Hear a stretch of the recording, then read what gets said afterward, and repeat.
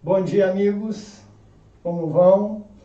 Sejam muito bem-vindos ao nosso programa número 1 do Pinga e Prosa. E como não poderia de ser, estamos aqui com o nosso amigo Omar para nos contar aí, para nos brindar aí com alguns causos interessantes.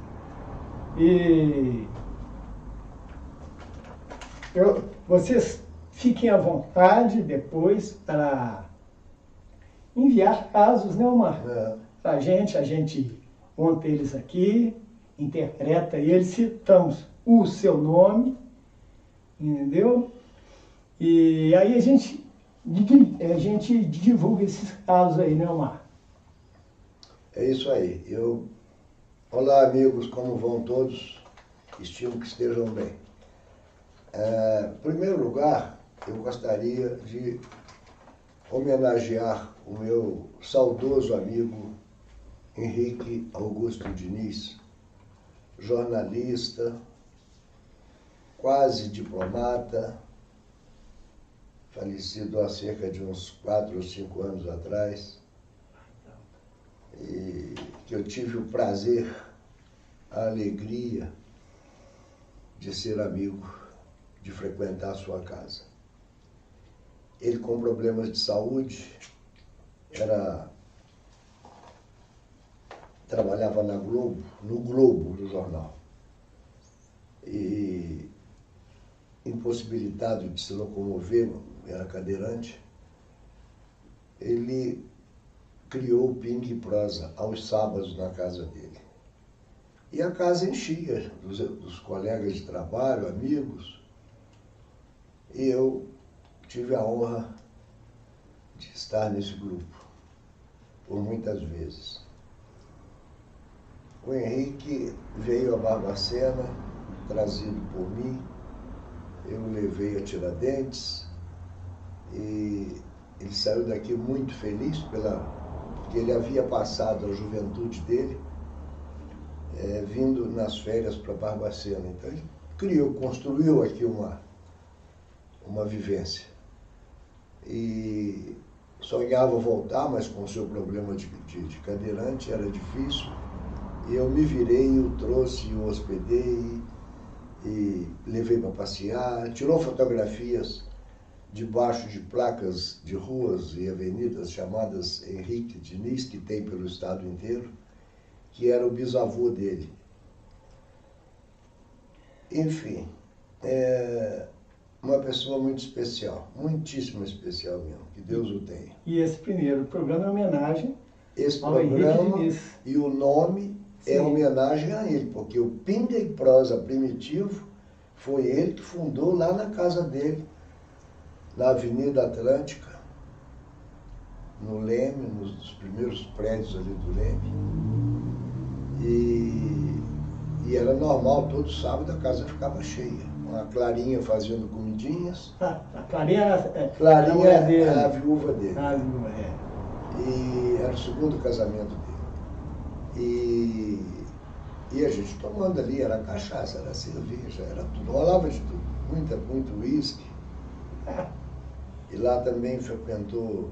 Embaixadores tinham uma meia dúzia.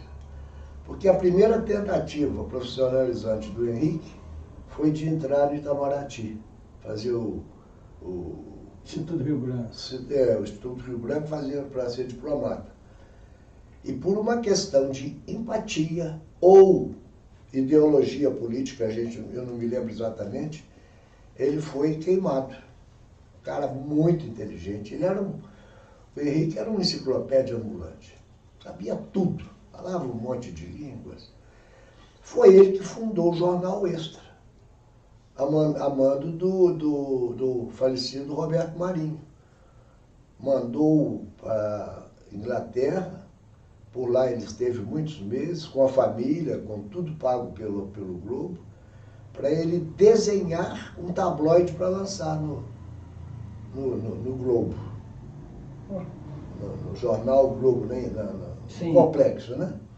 E ele fundou o Extra, com ideias que ele compilou, que ele viu lá na Inglaterra. Que Deus tenha o Henrique, que foi um irmão, um amigo, uma pessoa inesquecível. Bem, esse Ping e Prosa de hoje, o Vaguinho me pegou meio de surpresa. Eu andei fazendo aqui uma cola para não esquecer o que eu posso contar e o que vale a pena ser contado, porque é muita coisa, né? Eu passei a minha vida quase toda no Rio, 37 anos no Rio, 8 anos nos Estados Unidos, fui comissário de voo, tenho cerca de 14 mil horas de voo. Tem história que não acaba mais, a gente vai lembrando delas nas horas erradas. Então eu fiz uma cola aqui para poder ter algumas dessas histórias para contar para vocês. Eu vou abrir apresentando a vocês, talvez muitos saibam, já conheçam, não só pela história, ou até mesmo pessoalmente, os mais idosos como eu, Coronel Gibson, dono da primeira empresa aérea que eu trabalhei, chamava-se Lloyd Aéreo. Esse homem era um homem notável. É uma das pessoas que mais me impressionou na vida. O Lloyd Aéreo tinha espalhado pelo Brasil mais de 1.100 empregados. E ele sabia, pelo menos falavam isso, ele sabia o nome de cada um. Ó, memória boa. Coisa impressionante. Eu fui testemunha disso no primeiro voo que eu fui fazer. Depois de fazer o curso era complicado, era um curso que levava, se não me engano, 2 ou 3 meses. Entrava salvamento na selva, salvamento do mar, primeiros socorros, etiqueta social. Eu tive aula com a Socila, para aprender a usar talher, usar copo, enfim, toda essa coisa da etiqueta social.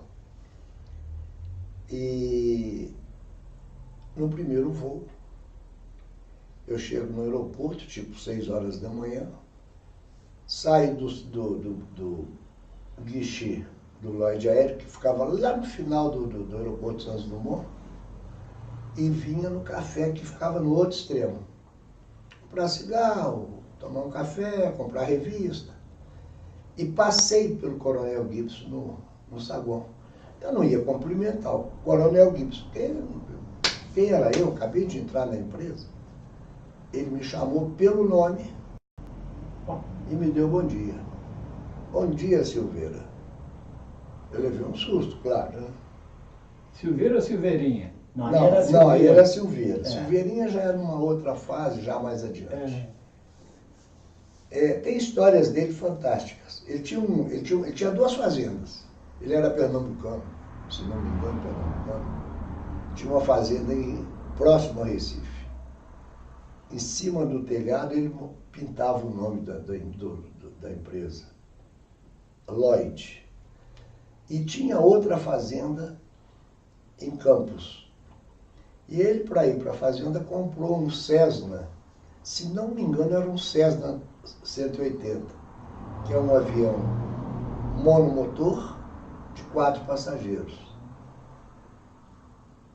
Um dia ele manda arrumar o avião dele, ele ia para a fazenda cedo, e ele chega no aeroporto e vai até um avião que está sendo preparado para fazer uma viagem, para ser uma das viagens que saía pela manhã. E quando ele chega na porta do avião, tem um mecânico gritando para o outro que está lá na cabine de comando: "Você já arrumou a bomba de frite do coronel?" Bomba de frite? Bomba de frite. Bomba de frite é uma... Matar inseto? É, de matar inseto. Eles chamavam um avião de bomba de frite. O coronel estava atrás dele, né? Já imagina o nome que o coronel mandou ele, né? Não precisa falar, né? Tem uma outra dele, ele está indo para o trabalho na praia do Russell, onde existia a mesma, passeio público. Ele vinha o carro dele era uma Cadillac preta, e ele tinha um motorista todo paramentado, inclusive de cap. Naquela época usava um bonezinho, né? Era um negro muito simpático. E um automóvel Fusca bate na pontinha do paralama da Cadillac. Aquilo é ferro, né? Já viu o estrago que fez no Fusca. E quem bateu foi o cara. O motorista desce, vai lá discutir com o cara, e o cara disse, sabe por quem está falando? Eu sou tenente da Marinha. O coronel abriu o vidro, ouviu isso, abriu o vidro, botou a cabeça. Ele falava grosso, agora eu vou falar um palavrão. Meu filho, você se fudeu, eu sou coronel. Vamos embora, fulano. Deixou o cara falando sozinho. Esse era o coronel Gibson. Tem uma outra história muito interessante, essa de fantasma. Vamos falar de fantasma. Tinha um comandante chamado Salles. Ele morreu num acidente na Baía de Guanabara, na cabeceira da pista dos Santos Dumont. Foi decolar, o avião perdeu o motor, teve uma pane séria, ele bateu e morreu todo mundo. Esse coronel, esse comandante Salles, foi visto diversas vezes de manhã, quando estavam preparando os aviões para sair das viagens, sair pela manhã. Ele viu diversas vezes esse Salles, o fantasma do Salles dentro de avião. E isso foi visto por muita gente, não foi só por um. Eu nunca vi. Não tive essa oportunidade. Vai ser editado, você pode cortar esse intervalo, né?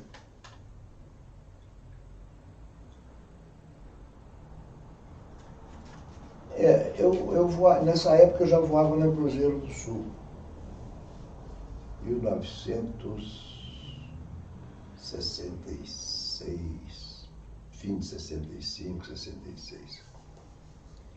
A companhia tinha alguns voos que você ficava uma semana fora, 10 dias. O Cruzeiro tinha base, subbase, em Campo Grande, no Mato Grosso, então era só Mato Grosso. Tinha base em Manaus e Belém. Dessas bases, eles mandavam tripulação do Rio, que saíam fazendo voos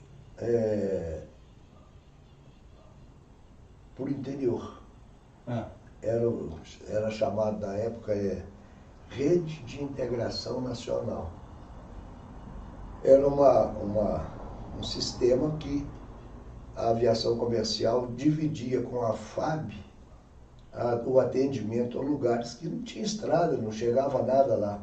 Só para você ter uma ideia, numa cidade de, por exemplo, Brasileia, que fica lá na fronteira com a Bolívia, para Rio Branco, é um voo de menos de 1 hora de duração. E se você pegar um barco daqueles, uma chalana, ela vai levar uns 8, 10 dias para chegar. Por quê? Porque o rio não é reto, o rio é em zigue-zague. E ele ia descendo no rio e subindo no rio. Aí no caso ele descia, de Brasileia desce para Rio Branco. Sim. Ele, nesse zigue-zague, multiplicava a distância aí umas 4 ou 5 vezes. Então era uma viagem sofrida. O avião aqui chegava uma vez por semana levando alguma informação, ou dizendo para os caras, olha, vocês são brasileiros, nós estamos aqui. Levava remédio, tinha muito caso, muito, às vezes triste, viu? Eu cansei de carregar, o avião tinha capacidade para 28 passageiros, eu cansei de botar 42. Porque, em geral, o comandante, quando iniciava a nossa programação, ele chegava e dizia, olha, eu não quero saber quantos a mais você vai pôr, eu só quero que você me dê o peso extra que está lá na... Tudo bem. Então, no lugar de 28, eu enfiava 42. Por que isso? Tinha um voo por semana. Aqueles lugares, vamos dizer que fosse 5 lugares para cada cidade, já estava reservado. Aí aparecia o prefeito, o deputado, aparecia uma mulher com um filho atravessado no nascedor, aparecia um cara com a perna gangrenada E aparecia de tudo. Você ia deixar essa gente? Não tinha jeito. Eu tinha que levar. E ele sentado no chão. Infelizmente era assim que funcionava. E numa dessas viagens, a gente fazia Rio, São Paulo, Bauru, Campo Grande. Campo Grande dormia, pegava no dia seguinte. Bauru ia pelo Pantanal, Aquidauana, etc., até Cuiabá. Cuiabá dormia, às vezes tinha um dia de folga, dependendo da programação. No dia seguinte, você saía de Cuiabá para o Rio Branco. Esse era o trecho mais longo. E tinha um trecho longo que a gente saía de uma cidade, que eu não me lembro qual delas, acho que de Aquidauana, não me lembro bem. De Aquidauana para Guajará-Mirim. Guajará-Mirim é uma cidade que está na divisa com a Bolívia. Ela é Guajará-Mirim, do lado de cá da rua, que é a rua que divide o marco de fronteira. O lado de lá é Guaiará-Mirim, na Bolívia. E nós saímos, vamos falar que seja Aquidauana, não me lembro com precisão. No meio da viagem, na metade exatamente, perdemos um motor. E o comandante me chama e diz assim, olha, vamos jogar a carga fora que nós estamos perdendo altitude. Não. Se não tirar peso daí, a gente não vai chegar em Guajará-Mirim, vamos cair. Beleza. Eu fui, tem um alçapão, no piso do avião, você levanta, desce no porão, abre a porta do porão por dentro, ela abre para dentro, e aí você joga a carga fora. O avião devia ter umas 3 ou 4 toneladas de carga, nos 2 porões, um porão na frente e um porão na traseira. Aliviei o primeiro porão, fui lá, aliviei o segundo, fechei as portas corretamente, me amarrei em corda para descer lá, porque a sucção é braba, podia me levar. E voltei, o comandante está aliviado. Ele disse, bom, agora você vai jogar o nosso bagulho. Eu digo, comandante, dá para quebrar o galho? Não dá não. Nosso bagulho, a gente comprava umas tralhas que faltavam lá na cidade, fazia um rateio com a tripulação e a gente comprava. Vamos falar, 10 mil reais. Cebola, pimentão, pilha de lanterna, camarão seco e algumas outras coisas. Lá não tinha nada. E lá a gente vendia aqui por 2, 3 vezes o preço de custo. Eu tive que jogar nosso bagulho fora. Joguei. Chorando, mas joguei. Com a cara lavada de lágrimas. Voltei lá e falei, comandante, já foi tudo para baixo. E agora? Agora você vai jogar a bagagem. Eu digo, comandante, agora você me arrumou encrenca. Não tinha jeito de jogar a bagagem fora sem que os passageiros vissem. E, apesar da divisão do compartimento de bagagem que ficava em cima, junto da cabine, não dava. A janela que eu tinha que usar para jogar fora ficava dentro da cabine de passageiro. Aí, tudo bem, vamos lá. Quando eu começo a jogar bagagem, chega um passageiro para mim e disse, meu amigo, eu estou com 60 anos, eu fui para São Paulo com 19. Tudo que eu ganhei na vida está dentro de uma malinha que está aí, ela só deve ter uns 5 quilos daí, ou 6 quilos. O que é que está dentro? É dinheiro. E tinha dinheiro na mala? Dinheiro vivo. Vendeu tudo, botou dinheiro na mala e veio para Rio Branco, no Acre. Separei a malinha dele, quando ela apareceu, separei, empurrei lá para a cabine de comando, falei, comandante, essa aqui não vai não, isso aqui é dinheiro. E ele não vai por quê? Porque é dinheiro, isso aí é que vai salvar o nosso bagulho. Ô, Marcelo, deixa comigo. Aí, liberei a bagagem toda, chegamos em Guajará-Mirim, o avião estava embaixo, nas asas, tinha folha de árvore, mas aos montes. Mas vocês quase caíram, então. Quase caímos, nós chegamos lá com as calças na mão mesmo. Vamos lá 3 ou 4 dias, troca de motor e tal, e vamos para Rio Branco. Os passageiros foram lá no dia seguinte, teve socorro, foi embora. Nós ficamos esperando o avião trocar motor. Quando nós chegamos em Rio Branco, esse passageiro estava esperando a gente no aeroporto. Aí levou a gente para a casa de pernoite, lá não era hotel, a casa de pernoite da própria empresa. Fomos para a casa de pernoite, tomamos um banho, mudamos a roupa, ele disse, vamos lá para casa que tem um churrasco. Beleza, fomos para a casa dele comer o churrasco, era cedo ainda. E ele tinha matado uma novilha. Olha. E passamos o dia lá comendo, tomando cerveja, comendo carne, uma farra. E ele falou, o que mais que eu posso ajudar vocês? Aí eu peguei pelo ombro, abracei, levei ele para um canto e falei, meu irmão, nós perdemos 10 mil reais. Lembra aquelas caixas que estavam lá atrás que teve o jogando? Lembro. Aquilo ali era meu e da tripulação. Você quer salvar a gente? Ele disse, quero. Foi lá dentro, buscou 10 mil reais. Ó. Estou falando 10 mil reais porque eu não me lembro que valor tinha na época, sabe? Era cruzeiro, era inflação violenta, então a gente não lembra. Noção direito. Mas vamos falar que fosse aí uns 10 mil reais. O cara veio, tá aqui os seus 10 mil reais. Salvou os bagulhos. Salvou os bagulhos. Eu escrevi isso aqui, não sei porquê, isso aqui é coisa sua. Você disse que vai faltar o seu próprio velório, né? Ah, não, se eu puder, eu falto. Vai faltar, não vai? Vou. Não vou estar lá, não. É isso aí. Quem sabe a gente vai até tomar uma na esquina onde está sendo realizado o velório, hein? E assombrar o resto, viu, gente? Pode contar mais uma, não? Pode, fica à vontade. Eu acho que você conheceu o Otávio do Rego Macedo. Sim. O Otávio é uma figura que, lamentavelmente, nos deixou o ano passado. Mas era um contador de causos dos melhores que eu já encontrei. Ele conseguia colocar graça, leveza, romance, cheiro em tudo que ele fazia. O cara era um cara protegido de Deus. Viu? A capacidade dele era uma coisa impressionante. Quando eles eram mais jovens, lá para uns 30 anos atrás, tinha uma padaria aqui no centro da cidade, chamada Trieste.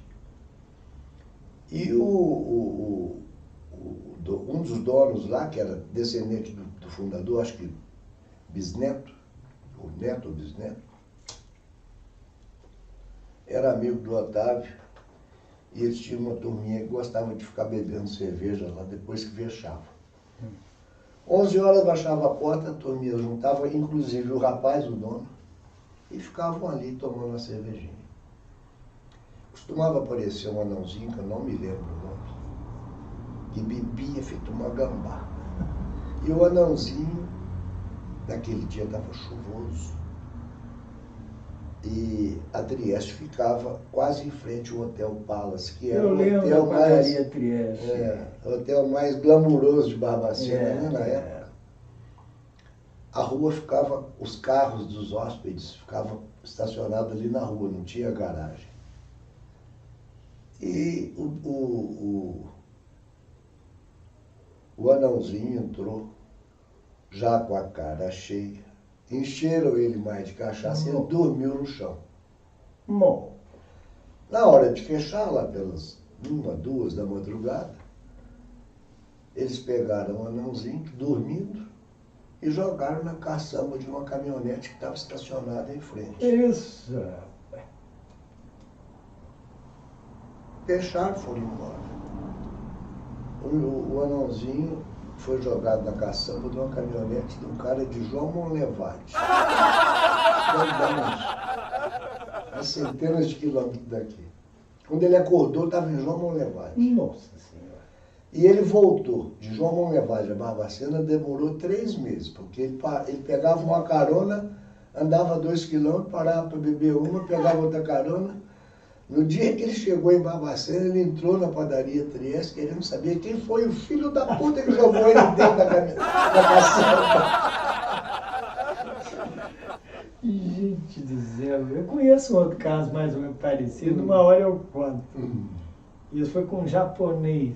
Meu Deus, não, mas uma outra oportunidade eu conto. É isso aí, gente. Muito obrigado pela audiência e vamos esperar o próximo programa. Um abraço para vocês. Omar.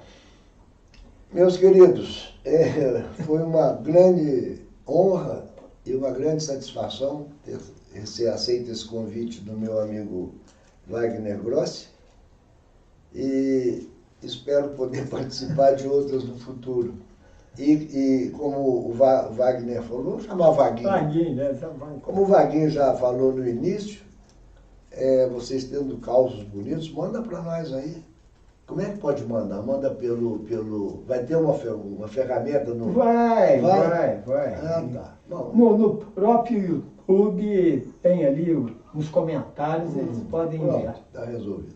Não é mesmo? Tá bom. Gente, fiquem com Deus. Fiquem na paz, meus irmãos.